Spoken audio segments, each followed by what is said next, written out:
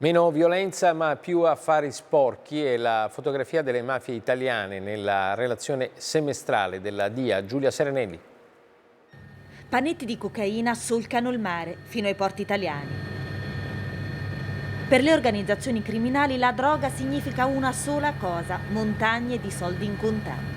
Denaro sporco da ripulire, è nel web che farlo è più semplice, poche tracce e un mercato sconfinato. L'Andrangheta paga i grandi traffici stupefacenti in moneta elettronica, in bitcoin, in Monero o in altre monete più di recente uscite sul mercato. Sparisce la droga, spariscono i soldi sporchi, rimane qualcosa di immateriale ma preziosissimo: criptovalute, certificati di proprietà di opere d'arte digitali, la nuova frontiera delle vecchie mafie. Utilizzo di un NFT, un'immagine digitale che viene messa all'asta, un'asta fittizia, e attraverso l'incasso di questa asta si possono far entrare in Italia dei capitali provento di traffici internazionali di stupefacenti.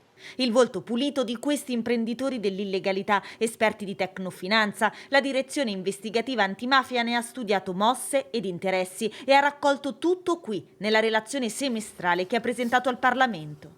I capitali elettronici si muovono con grande velocità, ci dice il direttore della DIA, basta un clic per spostare milioni e milioni di euro.